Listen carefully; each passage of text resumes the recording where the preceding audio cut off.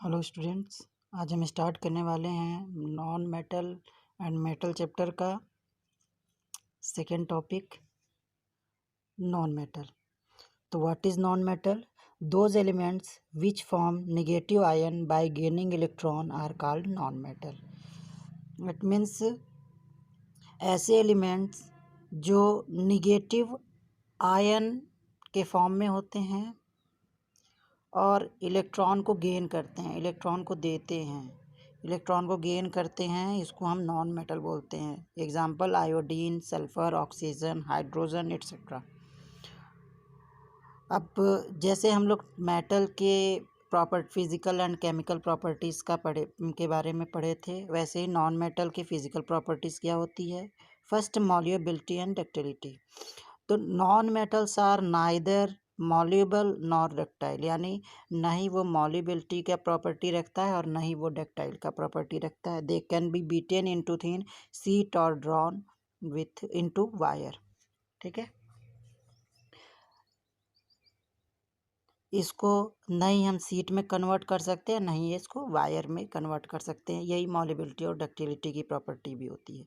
Second आता है brittleness, यानी नॉन मेटल को अगर हम हैमर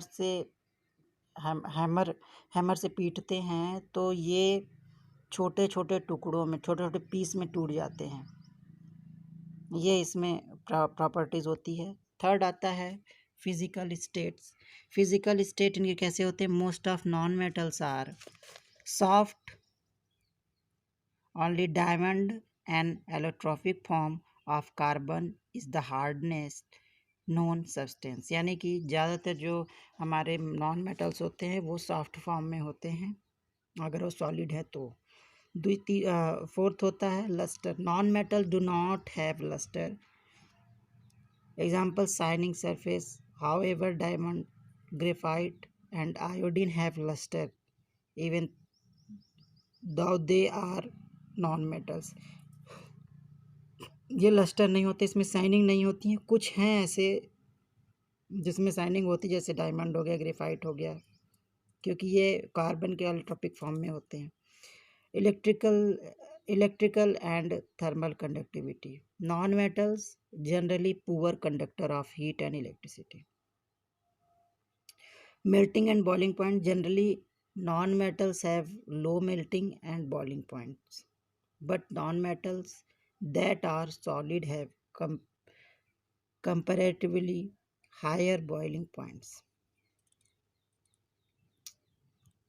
अब इसके केमिकल प्रॉपर्टीज़ क्या होती है? तो केमिकल प्रॉपर्टीज़ की non-metals do not react with water. Non-metals do not react with water.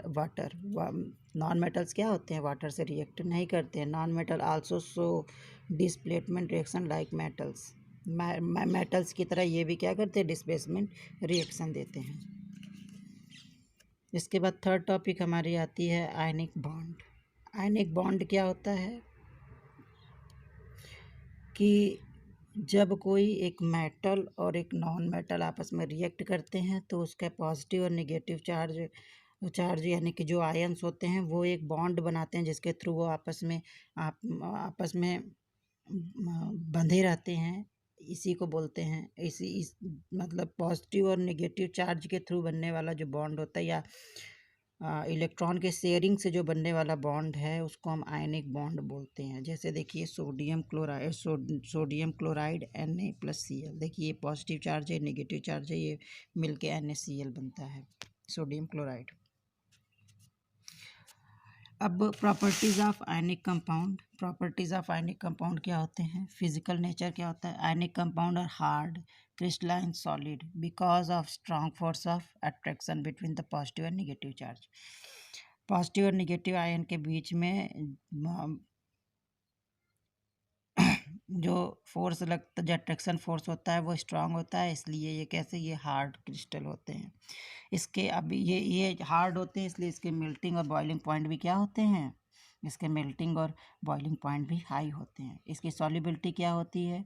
This compound are soluble in water, यानी कि इसकी सॉल्युबिलिटी है कि ये पोलर सॉल्वेंट यानी कि वाटर या जो ऑर्गेनिक कंपाउंड्स होते हैं उसको पोलर बोलते हैं, और जो इनऑर्गेनिक कंपाउंड होते हैं,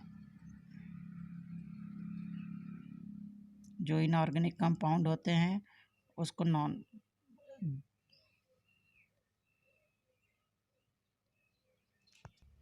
जो इनऑर्गेनिक होते हैं उनको हम पोलर